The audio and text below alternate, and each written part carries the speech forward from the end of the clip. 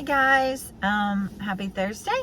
It's a beautiful day outside and I hope that you are enjoying this weather, or else you're in and it's cool. And yeah, so I've been reading the book. I'm waiting on my daughter, and I have continued reading Tyler's Perry, Higher is Waiting. So I'm definitely promoting this book because it's causing me to think a lot, and it makes me reflect on my childhood, and it makes me reflect as being a parent. And so he talks about how when he was growing up, that his parents, his dad was abusive, his mom was a hard worker, and he saw that dysfunction and toxicity in his own life, and his dad was really mean to him and was abusive, and so he never really got to be a kid. I didn't live that life as a child. I didn't see abuse, but I did not have a lot of interaction with my parents.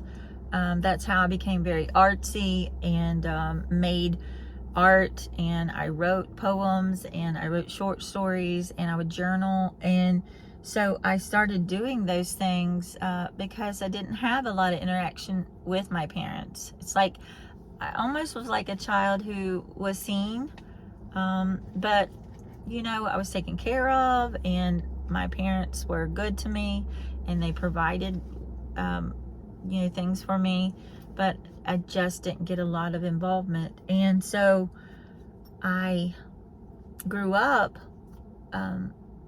not really being healed from the trauma of my childhood, for things that happened to me, and things that I had an eating disorder, and so I really didn't recover. I wasn't okay. And I actually, when I got pregnant, I still was practicing the eating disorder. So I was like traumatized by a lot of things that happened during that time frame. And so having a kid was like the farthest thing from my mind. And I really wasn't around kids growing up, so I didn't know how to be a mom.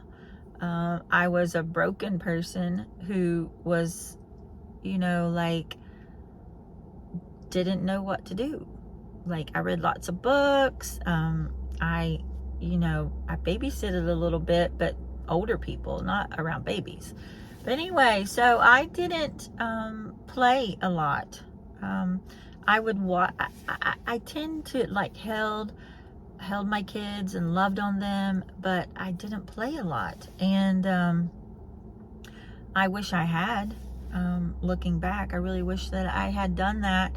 And I think now is, I never got to be a kid myself. Like, I feel like I became this adult with a lot of worries and struggles and anxiety when I was younger. And so now that I'm an adult and I'm free, it's just never too late to play.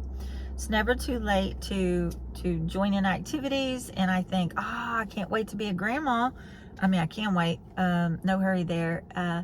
But I can play with my grandchildren because I didn't get to play with my kids. And so, I mean, it's not that I never played with my kids. I just didn't play a lot with them. And it's because I didn't get shown that. So you can flip the script, guys. You can take what happened to you and learn and say, I'm not going to be that way. I'm not going to be that way, and change the script. Or if you're unaware of your past and your childhood, and you are just unhealthy and having a hard time, like barely surviving, then you most likely are going to repeat with your kids a lot of experiences that you experienced as a child. And so, I just wanted to come on here and say, if you've got babies, play with them. If you've got little ones, play with them. Stop what you're doing. Get off your phone. Go pick up a Barbie or a car. Go take a walk. Go play ball. Those times go by so fast and you can't get them back. And when they get older, I say probably after 5th grade, you've kind of lost your kids. I mean, you really have. Like, they become teenagers and they have their own lives and they have sports and activities, and and their education is more difficult. And so it's just really difficult. And just cherish that time with them, and learn, reflect on your history, on your childhood, and say, what didn't I get? What didn't I get that I'm going to vow to give to my kids? Was your mom or dad very disciplinarians, or were they soft? Did they have no boundaries? It can go both ways. And so I think there's a healthy balance. And like, if you can just reflect and learn your childhood so that your kids aren't going to, it's called a generational cycle. Some call it curses, generational curses, so that you're not repeating that. So you've got to stop. The buck has to stop with you. I am healthier now, and I am healing, and I feel like I'm whole. And so now I couldn't stop that in my kids, but I can do better now, and I can make great relationships now, and their kids will not have that same issue. And so that's what it's part of our responsibility, not to just keep the generational of unhealthiness going and to repeat those cycles. We've got to stop it. It has to stop with us. And so when you're aware and you know who you are and you know what's happened in the past and you can live your life backwards and learn, then yeah, the buck stops with you. Your name has generations attached to it.